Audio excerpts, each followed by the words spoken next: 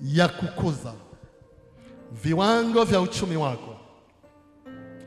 Somo hili ni somo ambalo ni muhimu kwa kila mmoja, na tumetumia majuma kadhaa sasa. Natumia majuma kadhaa kwa makusudi kabisa, ili nisikwache mahali popote pale. Na kuna maeneo matano ambayo nimekuwa nikiyashughulikia katika nyakati ambazo zimepita. Eneo la kwanza ambalo nimelishughulikia kama jambo la kwanza, nilisema tunapotaka kuinua viwango vya uchumi wetu, lazima tumfanye Yesu Kristo awe chanzo cha baraka zetu. Baraka zetu hazitokani na mizimu, hazitokani na mitambiko, hazitokani na waganga, hazitokani na hirizi, hazitokani na maneno mazuri sana ambayo wakuu wa ukoo walipofariki walikwambia. Baraka zetu chanzo chake ni Yesu Kristo mwenyewe. Kwa hiyo mfanye Yesu Kristo kuwa chanzo cha baraka zako. Lakini jambo la pili, wekeza nguvu zako kwenye eneo la fikra zako. Wekeza nguvu zako katika eneo la mawazo yako. Vile unavyofikiri juu ya maisha yako, unavyowaza juu ya familia, unavyowaza juu ya kazi yako, unavyowaza juu ya mchumba wako, unavyowaza juu ya watoto wako, unavyowaza juu ya ndoa yako, vile unavyofikiri, uwe mwangalifu sana, kwa sababu vitakuwa. Kwa hiyo wekeza sana nguvu zako, uwezo wako katika mawazo na fikra zako. Kwa nini? Kwa sababu ukiwaza vema utapata mema, utafanikiwa. Biblia inasema jionavyo mtu nafsini mwake ndivyo alivyo. Wewe uko vile ulivyo kwa sababu ya mawazo yako, kwa sababu ya fikra zako. Ni kitu ambacho ni cha muhimu kama jambo la pili. Jambo la tatu, mheshimu Bwana Mungu wako kwa fedha na mali ambazo atakupa. Unafahamu Mungu anazo fedha za kutosha na ana dhahabu, vitu vya thamani. Biblia inasema fedha ni mali yangu na dhahabu pia. Lakini nchi ambayo tunaishi, Biblia inasema nchi ni mali yangu na vyote vikaavyo ni mali yangu. Kwa maneno mengine, kila unachokiona na kila unachokihitaji ni mali ya Bwana. Kwa hiyo moja ya njia zilizo bora ni kumheshimu Bwana kwa mali zako na kumheshimu Bwana kwa fedha zako. Nimelizungumzia hili wakati uliopita katika masomo yaliyopita. Lakini jambo la nne, hakikisha unajitoa kikamilifu kuwa wakili mwaminifu wa Kristo Yesu. Tumeitwa kuwa mawakili, tumeitwa kuwa mabalozi, tumeitwa kuwa wajumbe, tumeitwa kuwa wawakilishi wa Mungu hapa duniani. Kwa hiyo sasa, hakikisha unakuwa wakili mwaminifu. Mawakili wanatakiwa kuwa waaminifu, ni kitu ambacho ni cha muhimu. Tulizungumza pia wakati uliopita. Lakini leo acha tuingie kwenye jambo la tano. Hama kutoka kwenye maisha ya kujisumbukia na ulisumbukie kusudi la Mungu. Sikiliza nikwambie, unafahamu Mungu alipomuumba mwanadamu alikuwa na kusudi ambalo alitaka mwanadamu aliishi. Haukuumbwa kwa bahati mbaya, na ndio maana toka hujazaliwa Mungu alikujua. Ukiwa tumboni kwa mama yako Mungu alikujua. Wakati viungo vyako vinaunga katika tumbo Mungu alikujua. Anamwambia Yeremia, kabla hujazaliwa, wakati ukiwa tumboni na alikujua. Ukiwa bado ndani amekuleta kwa makusudi, na lazima ulitafute kusudi ambalo Mungu amekuweka kwa hilo katika dunia hii. Watu wengi tuna vitu ambavyo tunavisumbukia ambavyo si kusudi ambalo Mungu ametuweka kwa hilo. Unaweza ukasumbukia magari, ukasumbukia majumba, ukasumbukia mashamba, ukasumbukia chochote ambacho unaona kwamba usumbukie kwa hicho, familia, mifugo, chochote, lakini kawa nje ya kusudi la Mungu. Mungu anataka ulisumbukie kusudi lake, na ukisha lisumbukia kusudi lake, hayo mengine, majumba, magari, mashamba, atakupa. Bwana asifiwe sana. Atakupa. Mwangalie Mfalme Sulemani, yuko mbele za Bwana, na alipokuwa mbele za Mungu aliye hai, Angalia, anaambiwa omba lolote unalolitaka mimi nitalifanya. Mimi najaribu kufikiri juu ya Sulemani. Kama angelikuwa Mkristo wa leo, kama angelikuwa wewe na mimi, angesema Mungu nisaidie nipate nyumba kubwa ya kifahari, niishi maisha mazuri, alafu pia nipe magari mazuri, pia niwe na helikopta ya kutembelea, niwe na ndege binafsi. Angeomba vitu fulani fulani vya ajabu ajabu. Lakini Sulemani anasema, Mungu umenitawaza katika kiti hiki kikuu juu ya watu wako hawa wengi, nipe hekima na maarifa jinsi nitakavyowaongoza. Bwana asifiwe sana. Na unajua Mungu labda pia alishangaa, lakini kwa sababu alijua moyo wa Sulemani, labda aliona ni sawa. Anasema, hilo uliloomba nimekupa, na vyote ambavyo hujaviomba nimekupa pia. Bwana asifiwe sana. Kwa sababu ameomba katika lile ambalo ni kusudi. Hakujitakia fahari, hakujitakia, lakini fahari aliipata. Hakuna mfalme ambaye amewahi kuishi, ambaye amewahi kutawala, wala hayupo anayetawala sasa kama alivyokuwa mfalme Sulemani, kwa vitu, kwa mali, kwa fedha, kwa chochote kile. Lakini angalia maombi yake. Maombi yake yalikuwa kawaida tu ya kutaka tu mapenzi ya Mungu yatimizwe katika uongozi wake. Lazima ulitumikie kusudi. Mathayo 6:24, twende pale. Mathayo 6:24, twende pale tusome mistari kadhaa, labda ni mistari ya msingi. Tusome 10:24 mpaka 34, twende pale. Mathayo 6:24. Biblia inasema, hakuna mtu awezaye kutumikia mabwana wawili, kwa maana atamchukia huyu na kumpenda huyu, ama atashikamana na huyu na kumdharau huyu. Hamwezi kumtumikia Mungu na mali. Kwa sababu hiyo nawaambieni, msisumbukie maisha yenu, mle nini au mnywe nini, wala miili yenu mvae nini. Maisha je, si zaidi ya chakula, na mwili zaidi ya mavazi? Okay, sawa. Kwenye mstari wa 25 tusome pamoja. Kwa sababu hiyo nawaambieni. Kwa sababu hiyo nawaambieni. Tusome pamoja kwa sauti. Kwa sababu hiyo nawaambieni, msisumbukie maisha yenu, mle nini au mnywe nini, wala miili yenu mvae nini. Maisha je, si zaidi ya chakula, na mwili zaidi ya mavazi? Bwana asifiwe sana. Angalia hapa, kuna kitu nataka ukione na ambacho Mungu anakizungumzia hapa. Umeshawahi kujaribu kufikiri kama Mungu amekupa mwili, anashindwaje kukupa mavazi ya kuvika huo mwili? Umeshajaribu kufikiri kama Mungu amekupa maisha, amekupa kuishi, je, anashindwaje kutupatia na chakula cha kutuwezesha kuishi? Umeshawahi kufikiri kipi ni kikubwa kati ya mwili na nguo?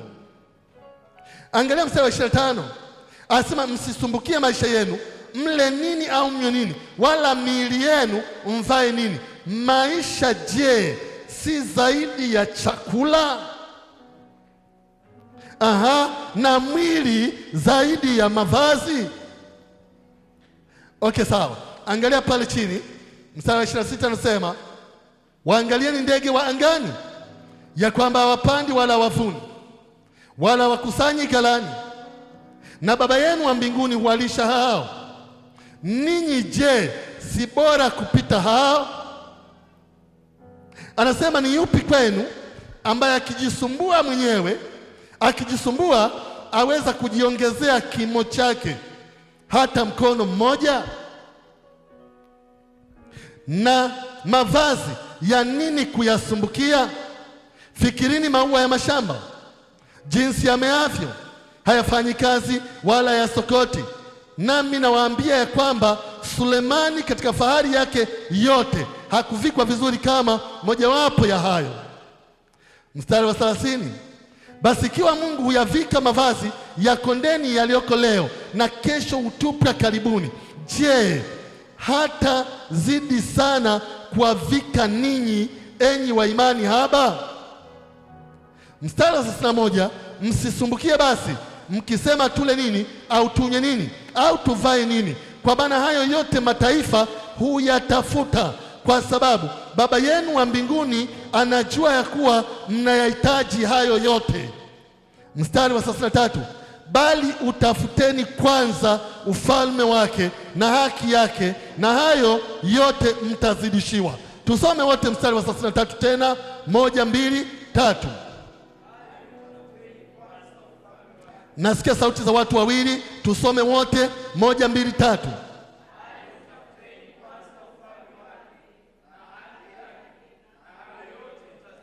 Na hayo yote mtazidishiwa. Ukitafuta ufalme wa Mungu kwanza, Biblia inasema na hayo yote utazidishiwa. Ukitafuta ufalme wa Mungu kwanza, Mungu anajua unahitaji kula ili ufalme ukae vizuri. Unahitaji kupata usafiri ili mambo ya ufalme yakae vizuri. Unahitaji kupata mavazi ili mambo ya ufalme yaende sawa. Anajua unahitaji. Watu wa mataifa pia wanatafuta hayo. Mungu yeye anajua kwamba mnayahitaji. Anasema utafuteni kwanza ufalme wake na haki yake, na hayo mtazidishiwa. Mstari wa 34, basi msisumbukie ya kesho, kwa kuwa kesho itajisumbukia yenyewe, yatosha kwa siku maovu yake. Bwana asifiwe sana. Bwana Yesu asifiwe. Biblia inasema hakuna mtu awezaye kutumikia mabwana wawili. Maneno hakuna awezaye, maana yake ni kwamba haiwezekani jambo hilo kufanyika. Anaposema kwa sababu anaweza akamchukia huyu halafu akampenda huyu, anaweza akamchukia huyu halafu akampenda huyu, hamaanishi ile chuki ambayo tunaijua sisi. Hamaanishi hiyo. Anamaanisha ile hali ya kumtanguliza mmoja mbele kuliko mwingine, hali ya kumpa kipaumbele mmoja kuliko mwingine. Ndio kitu ambacho kinazungumziwa hapa.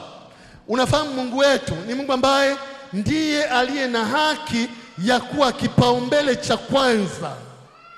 Yeye Mungu tunayemwabudu ndiye mwenye haki ya kuwa kipaumbele cha kwanza katika eneo lolote la maisha yetu, lolote lile, eneo lolote la maisha. Kipaumbele cha kwanza ni Mungu, cha kwanza kabisa. Mungu huwa hataki na wala hapendi kuwa wa pili, hapendi pia kuwa watatu, hapendi pia kuwa wanne, hapendi pia kuwa watano, hapendi. Mungu hapendi wala hataki hiyo, na hii lazima muweze kufahamu. Unafahamu sababu kubwa ambayo inawafanya wanadamu wanahangaika sana katika mambo ya maisha ni kwamba watu wengi wanahangaika kwa sababu ya choyo. Choyo huwa kiko ndani kabisa ya mioyo ya wanadamu, na choyo kinawafanya wengi waweze kuhangaika. Wanataka ile hali ya ubinafsi. Hili ni jambo la kwanza ambalo linafanya watu wanahangaika sana. Lakini jambo la pili ambalo linafanya watu wahangaike ni mashaka. Wengi wana hofu, mashaka ya jinsi ya kuishi. Kesho nitakula nini?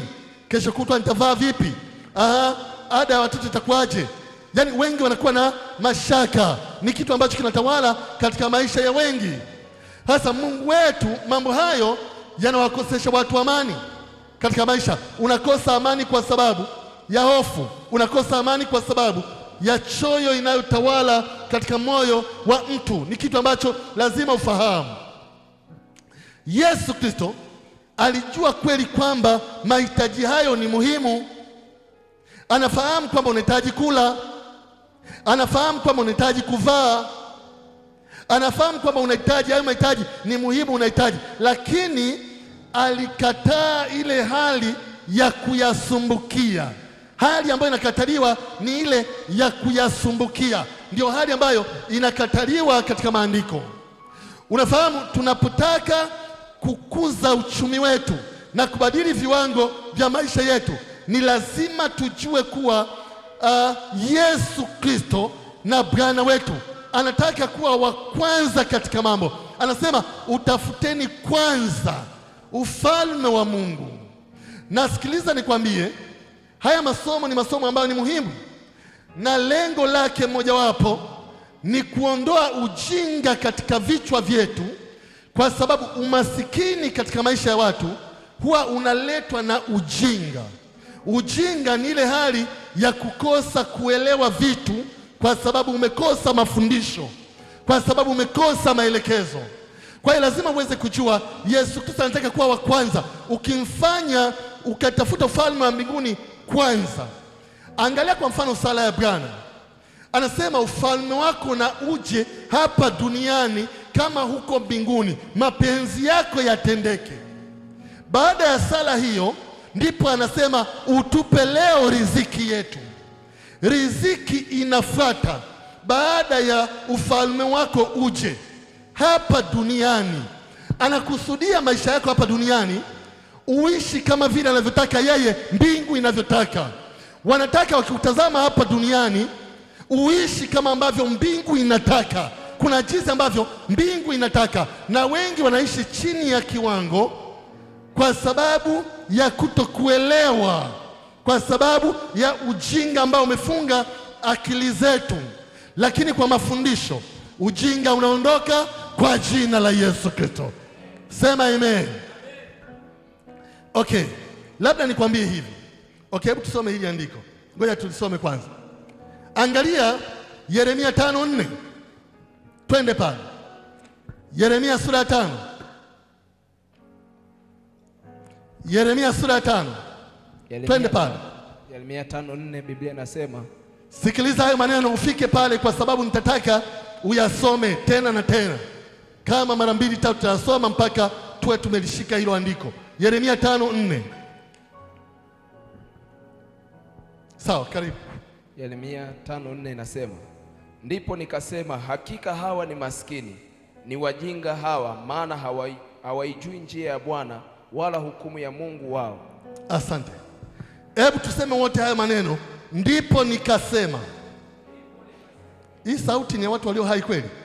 Turudie tena. Ndipo nikasema hakika hawa ni masikini, ni wajinga hawa, maana hawaijui njia ya Bwana wala hukumu ya Mungu wao. Maana hawaijui njia ya Bwana wala hukumu ya Mungu wao.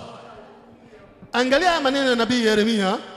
Anasema ndipo nikasema hakika hawa ni masikini. Kwa nini hawa watu ni masikini?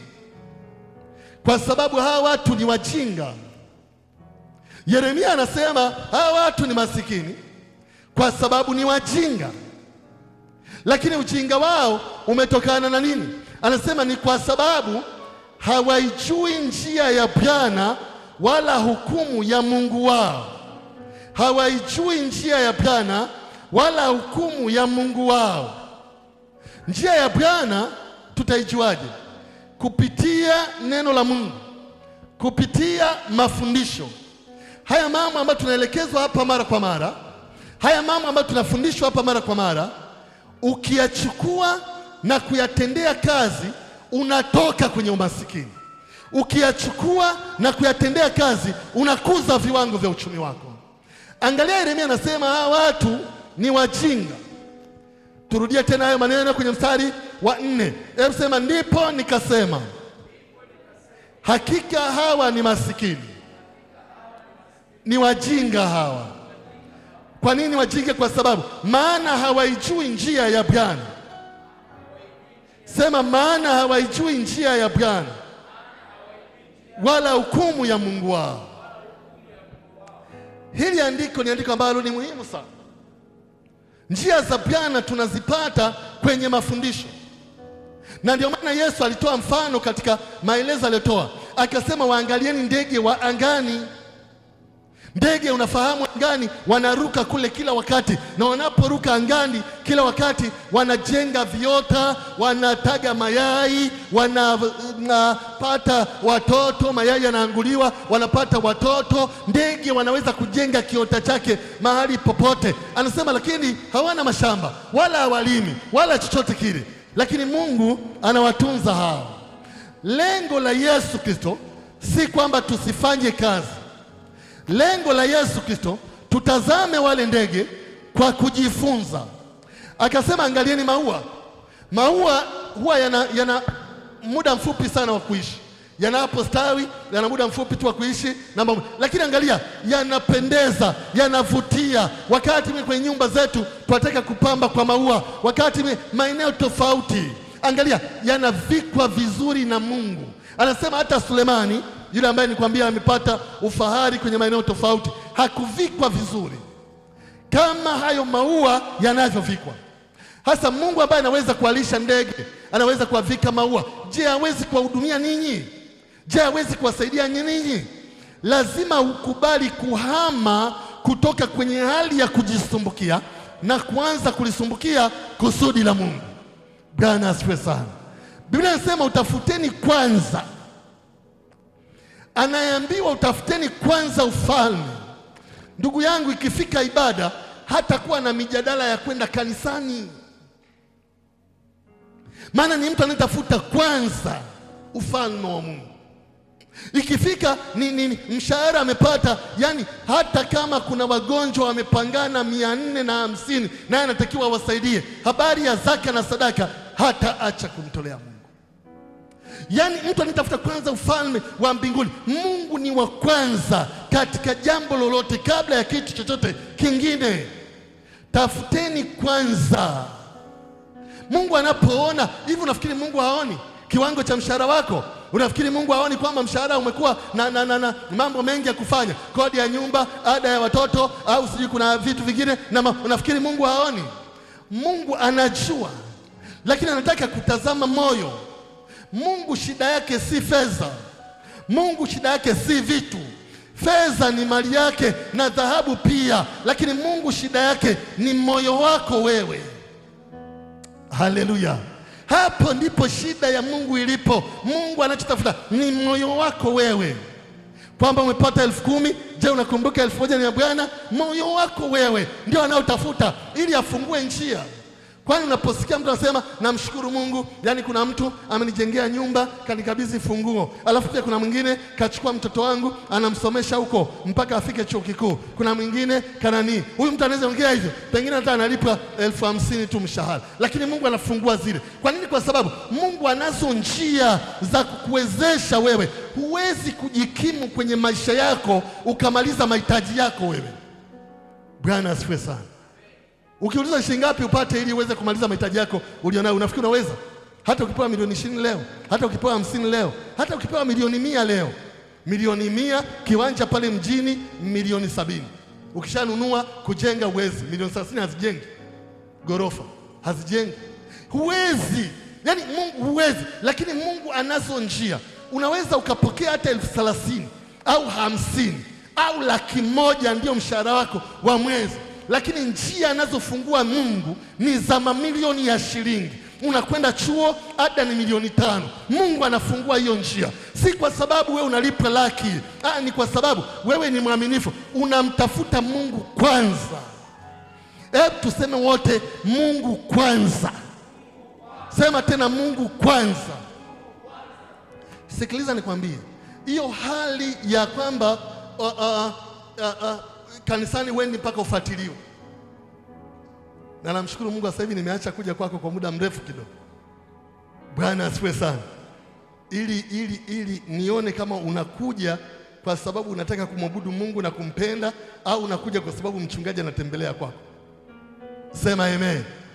Hiyo hali kwamba mpaka utafutwe, hiyo hali kwamba uji kanisani mpaka ulisiwe, hiyo hali kwamba utoi fungu la 10 mpaka sijui ufanyeje, hiyo hali mpaka yani uwezi kumwabudu Mungu mpaka wakati wa sifa utatoka nje kupiga simu, wakati wa kuabudu ndio unakwenda kujisaidia, wakati wa neno sasa hivi unaangalia saa imefika ya kuondoka uweze kuondoka. Wakati hizo hali, utafuteni kwanza. Hebu tuseme wote, utafuteni kwanza ufalme wake na haki yake, na hayo yote mtazidishiwa. Na ngoja nikwambie kitu kimoja. Nilisikia mhubiri mmoja, kuna watu kwa sababu tumeokoka tunasubiri kwenda mbinguni. Sema amen. Si ni kweli? Si ni kweli? Tujitakase twende mbinguni. Unajitakasa, unakwenda mbinguni, unafanya hivi, alafu ufanye mambo mengine unajua. Bwana asifiwe sana. Alafu ukingojea kwenda mbinguni, sasa hivi una miaka 20, unafika 25 mbinguni hujaenda, unafika 30 hujaenda, unafika 40 hujaenda, bado mbinguni 45 hujaenda, 50, sasa hivi una 60, unajua hujaenda. Halafu unagundua kwamba hukufanya mambo mengine maana ulikuwa unajiandaa kwenda mbinguni. Sema amen. Lakini kwenda mbinguni si kitu kibaya, tunajiandaa kwa hiyo. Lakini ngoja nikwambie kitu kimoja. Mungu alipomuumba mwanadamu alimleta duniani. Sema amen. Na umeletwa ili utawale na kutiisha. Si nishakwambia hiyo? Sasa unataka kwenda mbinguni, umeshatawala? Umeshatawala? Umeshatiisha? Yaani unataka utawale kwenye majumba, utawale kwenye mashamba, utawale katika biashara, utawale katika kazi, utawale katika huduma, utawale katika utawale. Sema amen. Halafu ndio uende mbinguni sasa. Sawa eh? Ili zile nyumba za dhahabu kule na za ghorofa ukienda ukabidhiwa, unaweza kuishi vizuri na kuzitunza. Sema amen. Yaani ukaishi kwenye nyumba ya dhahabu kule, huku hujajenga hata kibanda cha room 2. Bwana asifiwe sana. Mungu mwenyewe, angalia, anasema ufalme wako uje hapa duniani, mapenzi yako yatendeke hapa duniani kama yanavyotendeka huko mbinguni. Hapa duniani sasa. Sema amen. Ni sasa. Na ndio maana kuombea, hutakufa kabla kutawala, hutakufa kabla kumiliki, hutakufa kabla kutiisha, hutakufa kabla. Sikilizeni, kama ingelikuwa shida tu ni kwenda mbinguni, ingekuwa tukiokoka tunasema, Bwana Yesu, naja kwako, moyo wangu na utoa kwako, lifute jina langu kwenye vitabu vya hukumu, liandike kwenye kitabu cha uzima. Nipe Roho Mtakatifu kuanzia siku ya leo aniongoze katika jina la Yesu, amen. Ukishamaliza wakimshukuru Mungu kwa ajili yako, huyo ungepaa zako mbinguni. Bwana asifiwe sana. Uko hapa ili kumiliki wewe, uko hapa ili kutawala wewe, uko hapa ili kutiisha. Ndivyo Biblia inavyosema. Bwana asifiwe sana. Anasema ufalme wako uje. Maana tu angebadilisha sala, aseme tutaufuatilia ule ufalme wako pale mbinguni. Anasema uje hapa. Uje hapa, ni sala ya Bwana. Ufalme wako uje hapa, mapenzi yako yatimizwe hapa sasa kabisa. Kwa hiyo ni jambo ambalo ni muhimu. Utafute kwanza ufalme, mengine utazidishiwa. Unafahamu, mara nyingi kusumbukia huwa ni dalili ya kutokumwamini Mungu. Kusumbukia hii haimaanishi kwamba usifanye kazi, lazima ulishike hilo, lakini katika kila unachokifanya lazima umtangulize Mungu kwanza.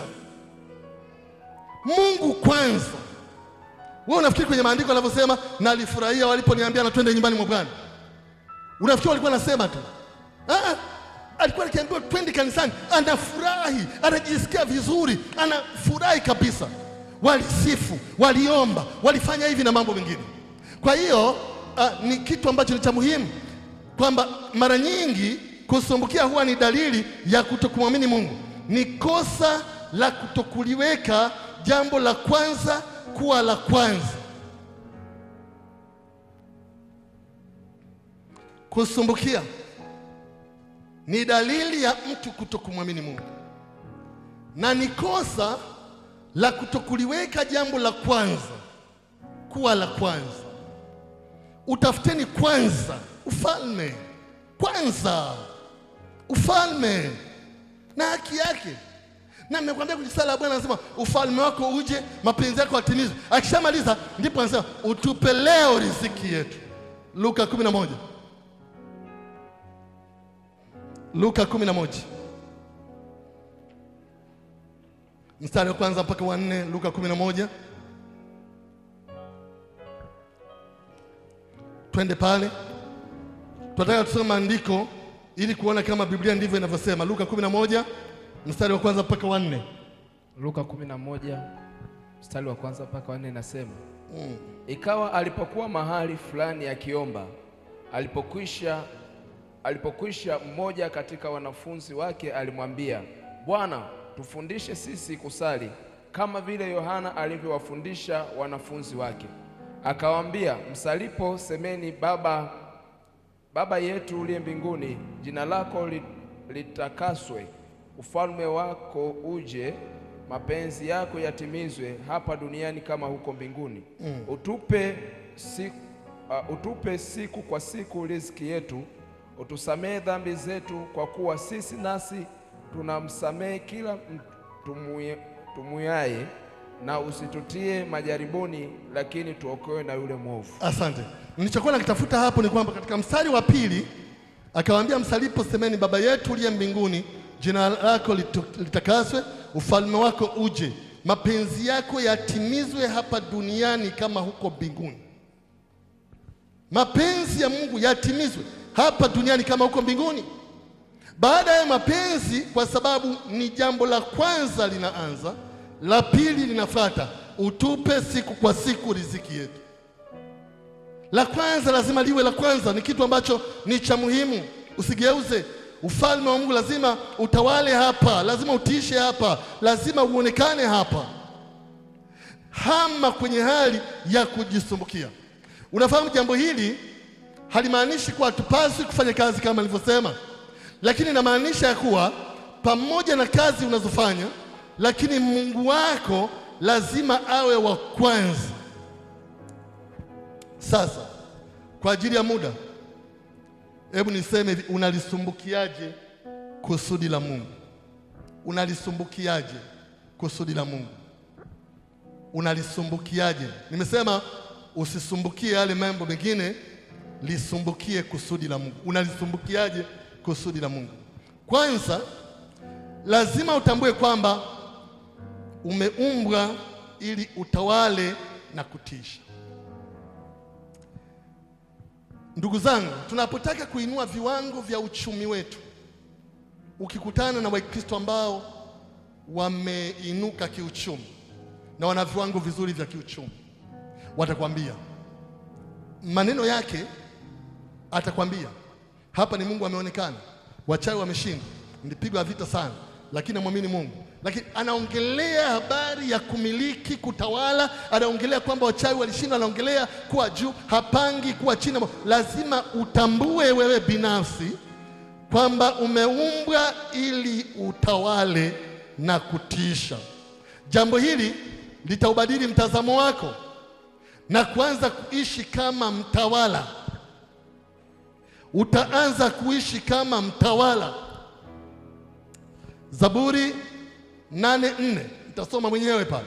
Twende pale Zaburi ya 8 mstari wa 4. Nataka nisome pale mwenyewe uone vile ambavyo Biblia inasema kwa ajili yako. Zaburi sura ya 8, angalia mstari wa 4.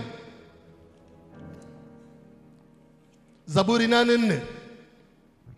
Biblia inasema, mtu ni kitu gani hata umkumbuke, na binadamu hata umwangalie. Mstari wa 5, umemfanya mdogo punde kuliko Mungu. Umemfanya mdogo punde kuliko Mungu. Umemvika taji ya utukufu na heshima. Yaani wewe ni mtu ambaye umevikwa taji ya utukufu na heshima. Mstari wa 6 anasema umemtawaza juu ya kazi za mikono yako, umevitia vitu vyote chini ya miguu yake. Bwana asifiwe sana. Turudie mstari wa 6 pamoja. Umemtawaza juu ya kazi za mikono yako. Turudie, nasikia sauti za watu wawili tabu, wengine siwasikii. Umemtawaza juu ya kazi za mikono yako, umevitia vitu vyote chini ya miguu yake. Bwana asifiwe sana. Biblia yako inasema hivyo pia.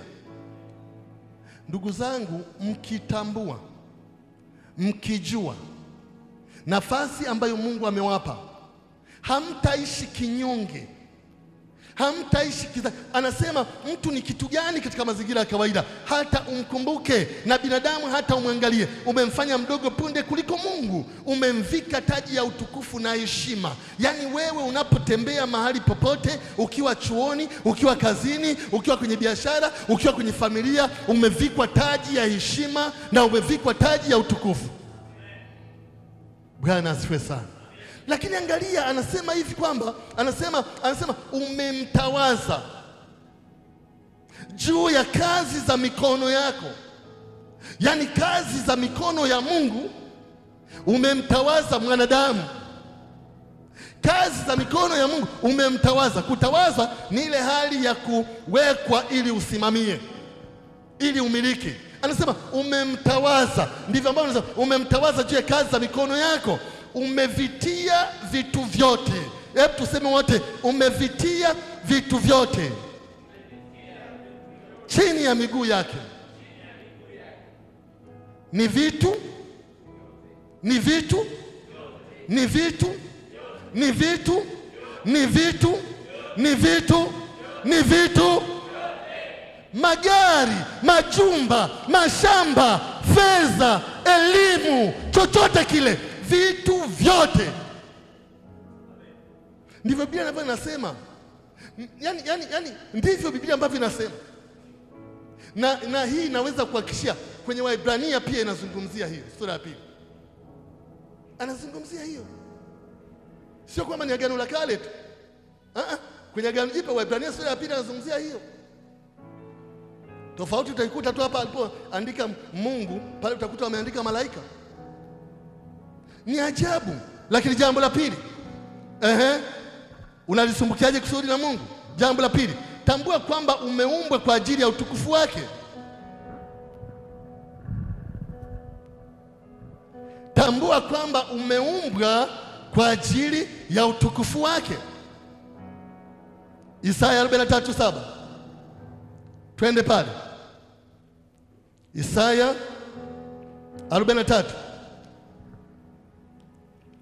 mstari wa 7.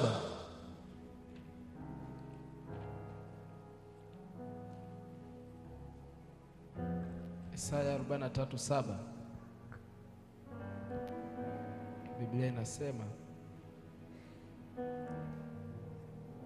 kila mmoja aliyeitwa kwa jina langu, kila mmoja aliyeitwa kwa jina langu, niliyemuumba kwa ajili ya niliyemuumba kwa ajili ya utukufu wangu, niliyemuumba kwa ajili ya utukufu wangu.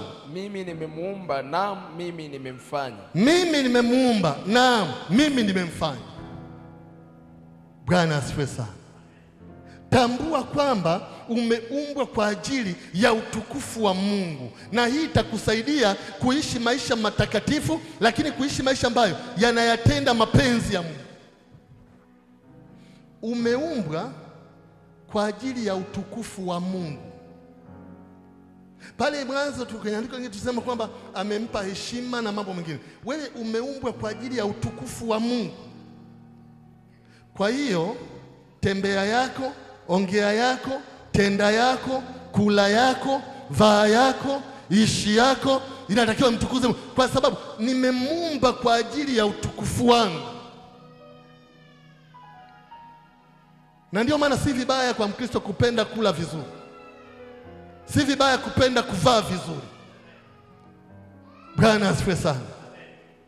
Sikiliza, umeumbwa kwa ajili ya utukufu. Popote utakapokuwepo wewe, jua pale nipo, lakini namwakilisha Mungu. Nimeumbwa kwa ajili ya utukufu wa Mungu. Jambo la tatu, unalisumbukiaje kusudi la Mungu? Mjue zaidi muumba wako, kwa sababu itakufanya umpende zaidi. Unafahamu, kadiri unavyomjua zaidi Mungu wako, ndivyo itakavyokusaidia umpende zaidi. Sasa utamjuaje zaidi? Amejifunua kupitia neno lake. Tafakari neno lake, soma neno lake, jifunze neno lake. Yohana 17:4. Yohana 17:4. Twende pale haraka, muda wangu umekwisha sasa. Yohana 17:4.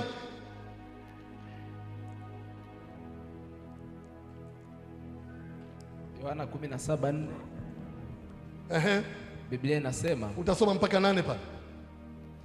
Mimi nimekutukuza duniani, hali nimemaliza kazi ile ulionipa niifanye. Na sasa Baba, unitukuze mimi pamoja nawe kwa utukufu kwa utukufu ule niliokuwa nao pamoja nawe kabla ya ulimwengu kuwako. Jina lako nimewadhihirishia watu wale ulionipa katika ulimwengu.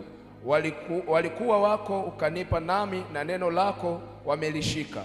Sasa wamejua ya kuwa yote ulionipa yatoka kwako, kwa kuwa maneno ulionipa. Mstari wa 8. Kwa kuwa maneno ulionipa nimewapa wao, nao wakayapokea, wakajua hakika ya kuwa walitoka kwako, wakasadiki ya kwamba wewe ndiye uliyenituma. Asante sana. Kwenye mstari wa 8 anasema, kwa kuwa maneno ulionipa nimewapa wao. Angalia, maneno ulionipa nimewapa wao. Anasema hivi, nao wakayapokea, wakajua hakika ya kuwa nalitoka kwako, wakasadiki ya kwamba wewe ndiwe uliyenituma. Maneno tunayojifunza, maneno tunayosoma, tafakari neno la Mungu. Maneno haya ni maneno ambayo ni muhimu sana na yatakusaidia sana katika maisha yako. Huna jinsi ya kufanikiwa katika hali ya kawaida nje ya neno la Mungu. Na ndio maana kama Mkristo ni vizuri kusoma neno mara kwa mara. Wakati mwingine kuna huna kazi na huko hujui cha kufanya, chukua Biblia yako, soma hata kitabu kimoja pale, hata ukurasa mmoja pale, hata soma, tafakari maneno ya Mungu. Wakati mwingine ambao unafundishwa hapa kanisani, unafundishwa, unapewa maandiko, unaweza ukarudi nyumbani ukaanza kujifunza tena yale yale, ukasoma, ukatafakari. Mchungaji alisema nini hapa? Nilifundishwa kitu gani hapa? Nilielekezwa nini hapa? Notes ulizonazo jisomee. Wakati mwingine jifunze kusoma vitabu. Si hata Mkristo kanisani, unakwenda kwa mfano kanisani bila Biblia, twaweza kutumia fedha nyingi kwa mambo mengine na vitu vingine, lakini hatuna Biblia. Na Biblia, ukifanya maamuzi unanunua Biblia. Bwana asifiwe sana. Uwe na Biblia yako. Si nyakati zimebadilika leo, Wakristo hawataki kutembea na Biblia, wanafikiri ni ushamba. Mtindo wa maisha ya kisasa kwenye dunia tunayoishi ni kuokoka. Nasema ni kuokoka. Ndio mtindo wa maisha ulio bora. Ni kweli katika simu zetu tumewekewa application mbalimbali ambazo zina simu, na wala mimi sikatai. Hata mimi pia wakati mwingine natumia hizo application mahali fulani, naweza nikafungua kwa ajili ya kusoma tu andiko, nikimfundisha mtu, nikimwelekeza, au kwenye kusanyiko fulani kwa muda mfupi naweza kusoma. Lakini ngoja nikwambie, application za kwenye simu ziko ambazo kuna baadhi ya maneno yamepunguzwa na kuna baadhi ya maneno yameongezwa, au aina ya tafsiri. Unaweza kupokea tafsiri ambayo si sahihi ikakusumbua. Kuwa na Biblia yako. Kwa nini unakwenda kanisani bila Biblia? Mkulima anaendaje shambani bila jembe? Bwana asifiwe sana. Kwamba tunaelekea shamba, unafanya hivi. Mkulima akienda shamba amebeba jembe, amebeba panga hapa, na wala haoni aibu. Hapana. Bwana asifiwe sana. Biblia ni kama niseme nini? Ni kitu ambacho kimewekwa kwa ajili. Maneno ulionipa nimewapa wao, na wao wameyashika, wamejua natoka kwako. Ni Yesu Kristo anasema hayo maneno. Jambo la 4, ishi maisha yenye uhusiano na yeye katika njia zake zote. Ishi maisha yenye uhusiano na yeye katika njia zake zote. Sasa hiyo kwa ajili ya muda, Mithali 3:6. Nataka malize jambo la mwisho, nayo mambo matano. Kwa hiyo nataka malize jambo la mwisho, Mithali 3:5, Mithali 3:6 kwa wanaoandika, ishi maisha yenye uhusiano na yeye katika njia zake zote. Unafahamu ni katika njia zake yako mafanikio, uko shindi yako mafanikio. Na njia zake nimesema utazijuaje? Nitafutie ile andiko. Njia zake nimesema utazijuaje? Roho Mtakatifu atakufundisha, neno la Mungu litakufundisha, wachungaji tutakuelekeza pia. Mithali 3:6 Biblia inasema, katika njia zako zote mkiri yeye. Katika njia zako zote mkiri yeye, naye atakunyosha, atayanyosha mapito yako. Naye atayanyosha mapito yako. Kwenye njia zako mkiri yeye, kwenye kazi yako mkiri yeye, kwenye biashara yako mkiri yeye, kwenye ndoa yako mkiri yeye, katika familia mkiri yeye. Mkiri yeye katika njia zako zote, alafu kisha mkiri yeye, atanyosha mapito, atanyosha kuna kutakiwa kunyoshwe. Lakini jambo la 5 na la mwisho katika mchana wa leo, kama unataka kuinua viwango vya uchumi wako na kufanikiwa, lazima tukubali kufundishwa na kuyatendea kazi mafundisho. Hebu tuseme, lazima tukubali kufundishwa. Rudia, lazima tukubali kufundishwa na kuyatendea kazi mafundisho. Andiko la mwisho leo, Ezra 6:14. 6:14, andiko la mwisho katika siku ya leo na ambalo linasimama katika jambo hili la 5. Lazima ukubali. Unafahamu kila neno linalotoka madhabahuni, kila neno linalotoka kwa watumishi wa Mungu linakuja kwa kusudi na limebeba baraka, mafanikio, limebeba uzima wako, limebeba vile ambavyo unavihitaji wewe. Usiliache likapita tu, usiliache likaenda ovyo ovyo. Hapana, kila neno ni muhimu. Hicho kitabu mmekipata? Ezra 6:14. Ezra 6 mstari wa 14, Biblia inasema nao wazee wa Wayahudi wakajenga wakafanikiwa kwa msaada wa kuhubiri kwao Hagai nabii na Zakaria mwana wa Ido. Wakajenga wakaimaliza kazi yao kwa maagizo ya Mungu wa Israeli na kwa amri ya Koreshi na Dario na Atashesta mfalme wa Uajemi. Asante. Biblia inasema hivi, nataka turudie. Na wazee wa Wayahudi wakajenga. Turudie hayo maneno. Turudie tena. Na wazee wa Wayahudi wakajenga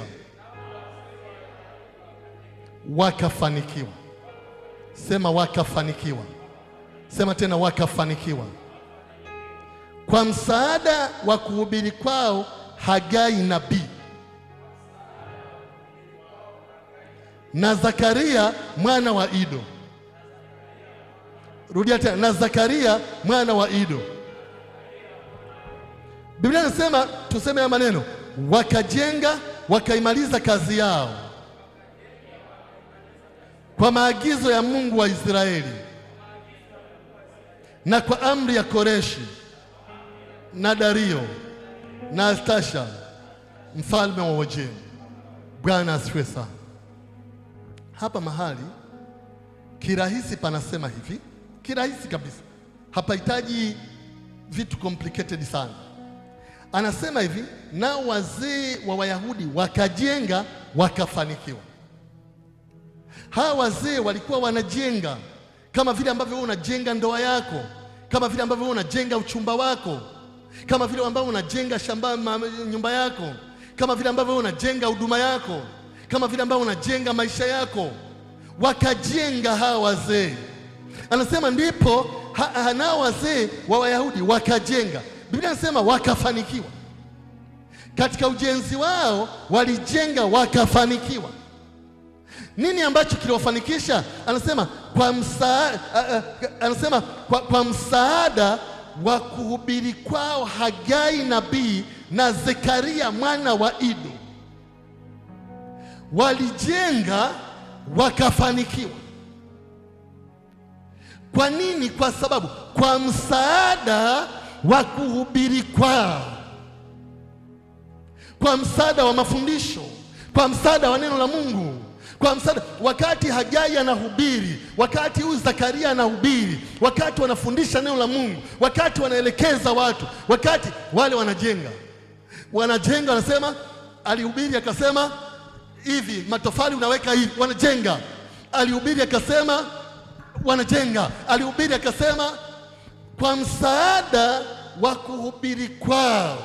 Angalia, Hagai nabii, ndivyo anavyosema, na Zakaria mwana wa Ido wakajenga, wakaimaliza kazi yao. Natamani ujenge huduma, ujenge familia yenye mafanikio, ujenge uchumi imara katika maisha yako. Angalia, natamani hilo ndilo ambalo anasema wakaimaliza kazi yao kwa amri ya Koreshi. Anasema wakaimaliza kazi yao kwa maagizo ya Mungu wa Israeli. Haya maagizo ya Mungu wa Israeli yametoka wapi? Kwenye mahubiri, kwenye mafundisho ya Hagai, kwenye mafundisho ya Zakaria, ndiko yalikotoka maagizo ya Bwana. Anasema wakajenga, wakaimaliza kazi, wakafanikiwa. Kwa nini? Kwa sababu ya msaada wa mahubiri. Angalia, ya Hagai na Zekaria. Anasema wakamaliza hayo, wakajenga. Anasema wakaimaliza kazi yao. Anasema walipomaliza kwa maagizo ya Mungu wao. Haya maagizo ya Mungu waliyapata wapi? Kwenye mafundisho. Sema amen. Ndugu zangu, tunapoondoka katika mchana wa leo, natamani mfanikiwe. Natamani mfanikiwe. Natamani mfanikiwe. Natamani mfanikiwe kwa jina la Yesu Kristo. Natamani hivyo. Hayo ni maombi yangu. Natamani hivyo, na nyakati zinakuja, nitakuona umependeza, nitakuona umefanikiwa, nitaona umepaki gari yako hapo nje, nitaona ukiwa na nyumba nzuri, nitaona ukiwa na familia nzuri, nitaona ukiwa umepata upenyo, nitaona na nitashuhudia. Lakini yatende kazi mafundisho. Hayaji tu ili mradi, yatende kazi mafundisho. Mara nyingi tunapata fedha ambazo hazitoshi, lakini katika kanuni za kiuchumi kuna kanuni moja ambayo inaitwa 50 kwa 30 kwa 20. Nani aliwahi kuisikia hiyo? Uliwahi kuisikia? 50 kwa 30 kwa 20 ni kanuni ambayo ni ajabu katika mambo ya uchumi. Unafahamu, katika mambo ya fedha, fedha yoyote ambayo utaitumia na fedha yoyote ambayo utaipoteza kwa sababu ya mambo yasiyo ya maana, lazima ufahamu uliingia tamaa. Ni tamaa ilisababisha. Sasa hii kanuni ya 50 kwa 20, 50 kwa 30 kwa 20 inataka kile unachokipata, mapato unayopata, 50% utumie kwenye mambo muhimu, ni zinaitwa basic needs, kwenye mambo ambayo ni muhimu, kwamba unahitaji kula, kwamba kuna kodi ya kulipa, vitu ambavyo ni muhimu, kwamba kuna bili za umeme ambazo usipolipa utakaa gizani, kwamba kuna bili za maji ambazo usipolipa mtakosa maji, kwa vitu ambavyo ni 50%. Halafu 30% utumie kwa yale mambo yanaonekana sio ya muhimu, yale mambo ya hovyo hovyo ambayo si lazima uyafanye, ambayo unaweza ukayaacha, ambayo ni mambo ya anasa, ambayo ni mambo ya burudani. Ni kama kula nje ya nyumba. Kula nje ya nyumba huwa ni anasa. Sema amen. Kula nje ya nyumba ni anasa. Umelisikia hilo? Yaani unakula nje na nyumbani kunapikwa, ni anasa. Hizo 30 ndio zinatumika huko.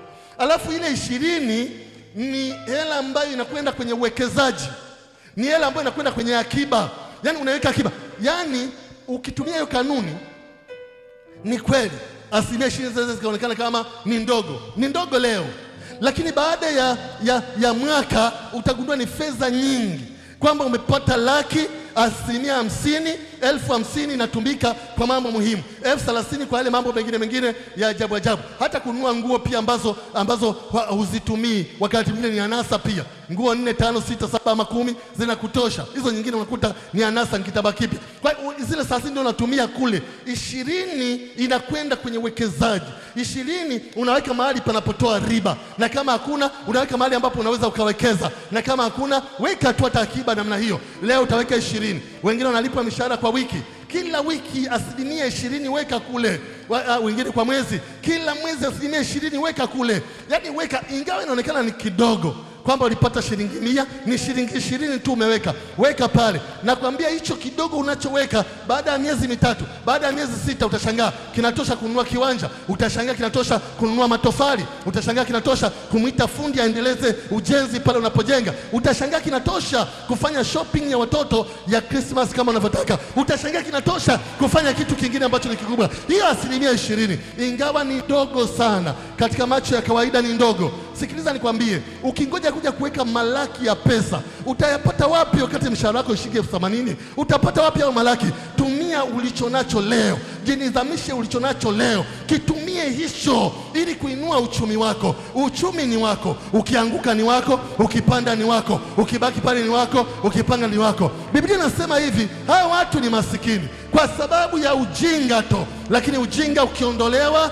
watapanda viwango. Watu wa Betheli, muwe juu kwa jina la Yesu Kristo, muwe juu kwa jina la Yesu Kristo, muwe juu kwa jina la Yesu Kristo. Anza kutumia hiyo kanuni ya 50 kwa 30 kwa 20. Ni kanuni ambayo ni ya ajabu na ni bora sana na ni ya kipekee, na ina faida kwa sababu ni rahisi kuifuatilia. Ina faida kwa sababu inahimiza vipaumbele. Ni rahisi kwa sababu ni nzuri, kwa sababu ina faida, kwa sababu inakunidhamisha binafsi, lakini pia ina faida kwa sababu inaweza kubadilishwa wakati wowote ule, lakini pia ina faida kwa sababu ni rahisi kuitathmini kama inakufanikisha ama la, na kuona ukiwa umefanikiwa, na kuona ukiwa umefanikiwa, na kuona ukiwa umefanikiwa, na kuona ukiwa umefanikiwa. Uwe juu wala si chini, uwe juu wala si chini, uwe juu wala si chini, kwa jina la Yesu. Simama kwa miguu yako. Ukisha simama, hebu sema haya maneno. Sema, Bwana Yesu. Bwana Yesu. Kwa haraka sema, Bwana Yesu, Yesu, ninakushukuru kwa wema wako na upendo wako. Ninakushukuru kwa fadhili zako. Wewe ni Bwana unipendaye, unanifundisha ili nipate faida, ili nipate faida kwa jina la Yesu. Bwana, unisaidie, unisaidie. Maisha yangu yabadilike, maisha yangu yabadilike kwa jina la Yesu. Viwango vyangu vibadilike kwa jina la Yesu. Kuanzia sasa ukiri wangu ubadilike kwa jina la Yesu. Maana umeniita kama mtawala kwa jina la Yesu. Maana umeniita kwa ajili ya utukufu wako kwa jina la Yesu. Maana umeniita ili nikujue zaidi kwa jina la Yesu. Maana umeniita ili niishi maisha yenye uhusiano pamoja na wewe. Bwana, nisaidie kwa jina la Yesu. Niwezeshe, nisaidie, nikubali kufundishwa, nikubali kuelekezwa kwa jina la Yesu, kwa jina la Yesu. Sasa nataka tukafanye maombi mafupi hapa, na haya maombi wewe ndiye ambaye unajua uchumi wako, unajua vyanzo vyako vya mapato. Wakati mwingine unaweza kuwa huna chanzo cha mapato pia, inawezekana huna kazi, huna biashara, huna chanzo chote. Nataka wewe ndio useme na Bwana. Ni kweli sasa tukakuombea tu, lakini wewe ukiomba mwenyewe utalifikia lile hitaji lako. Utalifikia kwa sababu unalijua, utalifikia kwa sababu unalilenga, utalifikia kabisa kabisa, na utamwambia kile kitu ambacho Bwana unataka atende kwenye maisha yako. Wala usiogopi kumwambia. Yeye ni baba yako, anasikia. Yeye ni baba yako, anajibu. Lenga kile kitu unachotaka katika mchana wa leo. Sema, Bwana Yesu, Sema Bwana Yesu, nalileta hitaji langu mikononi mwako. Weka mkono mmoja juu, sema nalileta hitaji langu mikononi mwako. Kwa jina la Yesu ninaomba unisaidie. Kwa jina la Yesu ninaomba viwango vyangu vya kiuchumi, viwango vyangu vya fedha, viwango vyangu vya dhahabu, viwango vyangu vya mali vibadilike kwa jina la Yesu. Niwezeshe kuwa juu wala si chini, niwezeshe kuwa kichwa wala si mkia kwa jina la Yesu. Mchana wa leo ninatoka kwenye umasikini, ninatoka kwenye ufukara, ninatoka kwenye umasikini, ninatoka kwenye ufukara kwa jina la Yesu. Hebu sema na Bwana sasa. Kwa jina la Yesu Kristo, Bwana anatutelea hai. Mungu wetu na Baba yetu, tunakutukuza mfalme wa falme. Asante Bwana kwa neno lako, Mungu wa majeshi, kwa sababu mfalme wa falme, wale wazee wa Yahudi walijenga sema na Bwana, walikubali kufundishwa, nasi Mungu tumefundishwa siku ya leo katika jina la Yesu Kristo, Bwana anatutelea hai. Mfalme Mungu mwenye nguvu na mwenye mamlaka, tuna msaada wako Mungu wa majeshi. Tupe neema Bwana mfalme wa ajabu, viwango vyetu vya kiuchumi vikainuke, viwango vyetu vya kifedha vikainuke.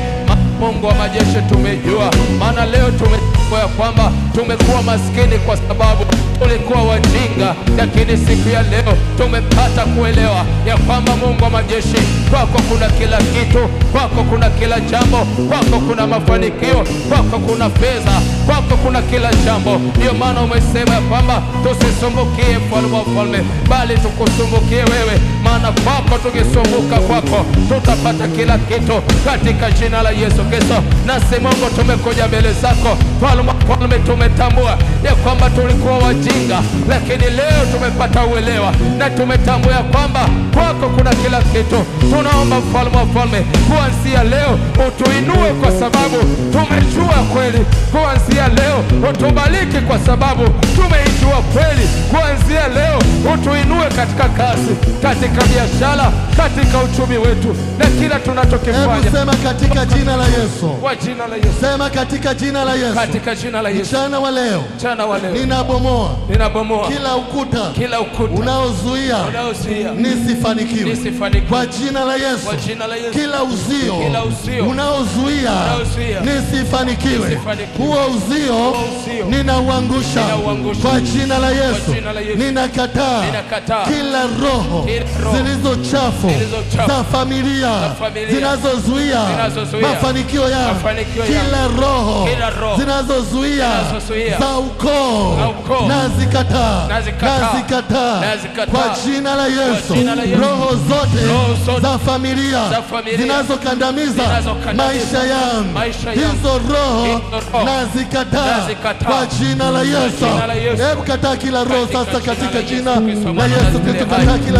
Kataa kila roho zote za familia, kila roho zinazokandamiza maisha yangu, kila roho zinazokandamiza maisha yetu, tunazikataa katika jina la Yesu. Kila malaika wote wa kuzimu wanaotumwa kutuangusha katika uchumi wetu, katika maisha yetu, ili kukandamiza maisha yetu, katika jina la Yesu Kristo tunakataa utumishi wao, tunakataa kazi zao, tunakataa maagizo yao, tunakataa utumishi wao, tunakataa kazi zao katika jina la Yesu. Kila maroho ya kifamilia yaliyotumwa kutuangusha tunayakataa kwa jina la Yesu. Kila maroho ya kichawi yaliyotumwa kutuangusha tunayakataa kwa jina la Yesu. Kila maroho ya kuzimu yanayotukandamiza tunayakataa kwa jina la Yesu, tunayakataa kwa damu ya Yesu. Hebu sikiliza, Biblia inasema katika Isaya 54:1, imba wewe uliyetasa, wewe usiyezaa, paza sauti yako kwa kupiga kelele, wewe usiyekuwa na utungu, maana watoto wake ni aliyeachwa ni wengi kuliko watoto wake yeye aliyeolewa, asema Bwana. Imba wewe uliyetasa. Yawezekana maisha yako yalikuwa hayazai vitu vyema, yawezekana wokovu wako umekuwa na changamoto, Yawezekana biashara zako zimekuwa hazizai vitu ambavyo unakusudia, hazizai faida ambayo unakusudia. Kazi yako imekuwa ikitoa mapooza kwa jinsi moja ama nyingine. Yawezekana pia katika mashamba huvuni kiasi cha kutosha. Yawezekana pia kwenye mifugo haitoi kiasi ambacho unakusudia. Hebu sema Bwana Yesu. Yesu. Sema tena Bwana Yesu. Bwana Yesu. Neno lako linasema wazi. Imba wewe uliyetasa kwa jina la Yesu. Neno lako linasema watoto wake aliyeachwa ni wengi. Mchana wa leo kwa imani ninaomba unisaidie kwa jina la Yesu, nizae matunda yaliyo mema. Biashara yangu ilete faida, kazi yangu ilete faida kwa jina la Yesu. Kila nikifanyacho kilete faida kwa jina la Yesu, kwa jina la Yesu. Ninakataa kila roho inayonizuia kupata faida kwa jina la Yesu. Hebu kataa kila roho tena katika jina la Yesu. Tunakataa kila roho inayozuia biashara yangu sipate faida katika jina la Yesu Kristo. Ninakataa kila roho inayozuia biashara yangu sipate faida, inayozuia kazi yangu nisipate faida, inayozuia maisha yangu yasiwe faida. Ninakataa kila roho inayozuia utumishi wangu usio faida, huduma yangu usio na faida katika jina la Yesu Kristo. Ninakataa kila roho inayoondoa faida katika maisha yangu katika jina la Yesu Kristo, katika jina la Yesu Kristo. Maana umesema wazi ya kwamba watoto walioachwa ni wengi zaidi, mfalme wa falme, ni wengi zaidi Yesu Kristo, ni wengi zaidi mfalme wa falme, katika jina la Yesu Kristo. Nami Bwana ninaamini, nami Mungu naamini biashara yangu ina faida kubwa zaidi, maisha yangu ina faida zaidi katika jina la Yesu Kristo, kwa damu yako Yesu Kristo mwana wa Mungu. Asante kwa sababu ni mwema. Asante Yesu. Tuombe. Bwana Yesu, ninasema asante kwa sababu ya siku ya leo. Asante kwa sababu ya neno lenye uzima ambalo Bwana umeliachilia katika maisha yetu. Asante Bwana kwa sababu ya neno lako, neno litakasalo maisha yetu, neno ambalo linatuelekeza, neno la kutujenga ambalo Bwana umeachilia tena katika maisha yetu. Ni mbegu njema ambayo imeanguka katika udongo wa mioyo yetu. Basi Bwana, tunakuomba neno hili likazae sawa sawa na mapenzi yako katika mioyo yetu kwa kila mmoja, katika jina la Yesu Kristo wa Nazareti. Wakati ambapo Mungu tunatoka mahali hapa kuelekea katika majumba yetu, tunakuhitaji tena Bwana. Amani yako ikawe nyingi sana katika maisha yetu, na zaidi ukatuinulie nuru ya uso wako na kutubarikia hakika katika jina la Yesu Kristo. Ukatulinde sisi na watoto wetu na kila tulicho nacho tena Bwana. Ukatupe kuwa na wiki njema, wiki nzuri ya kukuona wewe katika jina la Yesu Kristo. Ikawe wiki ya baraka kubwa katika jina la Yesu Kristo wa Nazareti. Na kushukuru Bwana, maana hautampungukia yeyote sawa sawa na mapenzi yako. Basi tunajiachilia katika mikono yako mahali palipo ulinzi na usalama, ili Bwana usike na kila mmoja katikati yetu, kupitia jina la Yesu Kristo wa Nazareti tumeomba na kushukuru. Wote tuseme amen. Pigie Bwana Yesu makofi. Piga makofi mengi. Piga makofi mengi kwa Yesu. Nataka kusikia kigelegele kwa Bwana. Nataka kusikia shangwe kwa Bwana. Nataka kusikia kelele kwa Bwana. Haleluya. Amen. Amina. Geukie jirani yako, mwambie wewe umebarikiwa. Na yule mwingine mwambie wewe umebarikiwa. Na yule mwingine tena mwambie wewe umebarikiwa. Tangaza baraka kwa watu hao. Tangaza baraka kwa kila mmoja. Yeyote atakayemshika mkono mwambie umebarikiwa. Na hivyo ndivyo itakavyokuwa kwake. Atabarikiwa hakika. Atabarikiwa hakika. Kuwa nabii mwema kwa jirani yako katika jina la Yesu. Amen.